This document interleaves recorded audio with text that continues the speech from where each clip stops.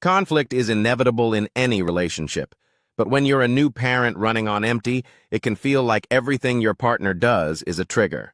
Sleepless nights, hormonal changes, and the constant demands of a newborn strip away the patience and empathy couples usually rely on to manage disagreements. What once might have been a simple discussion can quickly escalate into a full-blown argument fueled more by exhaustion than real disagreement. For tired and stressed parents, the first step in conflict management is recognizing that many arguments are not truly about the topic at hand. They're often emotional expressions of unmet needs, overwhelm, or feeling unseen. That's why approaching disagreements with curiosity instead of defensiveness can instantly change the tone of the conversation. Instead of jumping to conclusions, asking what's really bothering me right now or what is my partner actually trying to express can uncover the deeper issue and guide a more productive resolution. Timing is everything. Trying to resolve a conflict in the heat of the moment, especially when emotions are raw or the baby is crying, usually leads nowhere good. Pressing pause, even for a few hours, allows both partners to calm down and revisit the issue with clearer heads. This doesn't mean avoidance. It's about strategic delay for a better outcome. Simple, respectful language is a powerful tool. When expressing frustration, using I feel statements rather than you always accusations minimizes defensiveness. Saying I feel overwhelmed when I don't get help with the dishes is far more effective than you never help around here. This subtle shift opens space for connection rather than blame. Tone matters more than many realize. Even the right words can fall flat if delivered with sarcasm or bitterness. Softening your voice and showing that you care about your partner's feelings, even when you're upset, creates a safer environment for problem solving. Conflict doesn't have to feel like a battlefield. It can become a place of mutual growth. Setting boundaries around how arguments happen can reduce unnecessary harm. Agreeing as a couple that yelling, name-calling, or stonewalling isn't acceptable helps keep things respectful. Establishing rules of engagement allows both partners to feel emotionally safe even during difficult conversations. Exhausted couples often forget to listen, really listen. Active listening isn't just staying silent while your partner talks. It means making eye contact, nodding, and occasionally paraphrasing what they say to ensure you understand. When someone feels heard, their need to argue usually diminishes because their core emotion, wanting acknowledgement, has been met. Avoiding scorekeeping is another crucial habit. Resentment festers when couples tally who's done more or suffered more. While it's natural to want fairness, constantly comparing who's more tired or overworked fuels competition instead of cooperation. Shifting the mindset from me versus you to us versus the problem rebuilds unity. Sleep deprivation is a major conflict accelerant.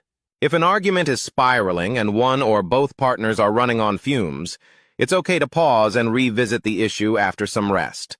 Disagreements often look entirely different through the lens of a good nap or uninterrupted night of sleep. Stress management isn't just personal, it's relational.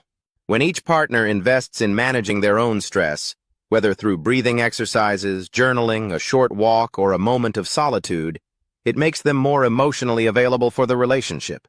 Regulated individuals create a regulated partnership. Physical affection, even in conflict, can act as a bridge.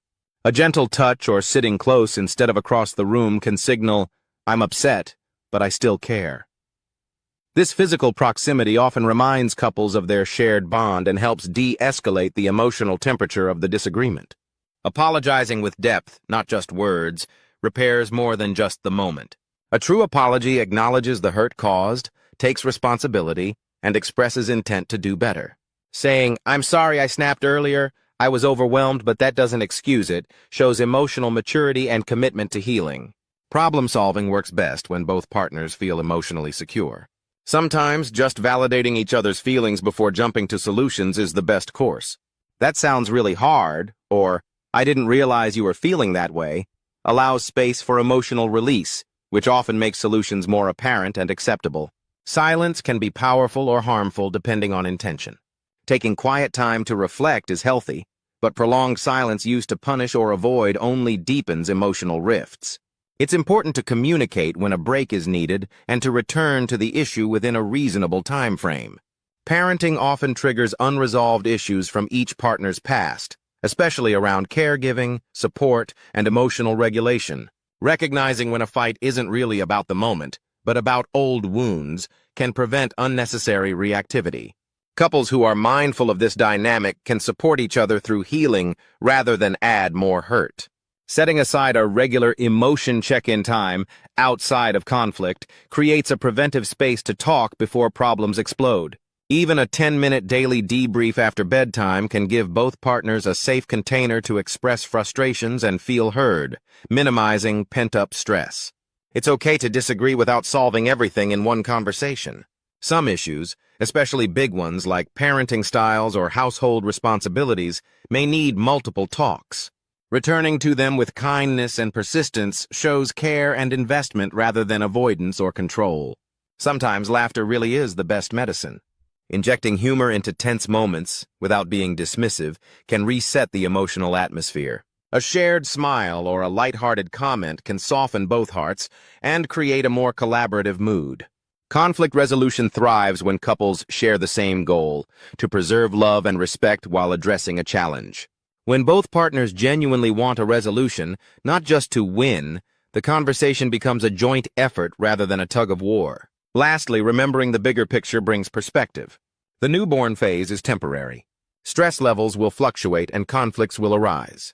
But couples who commit to working through these moments with empathy, grace, and honest communication often emerge stronger, more united, and more in love than before. Conflict, when handled with care, becomes a catalyst for deeper connection.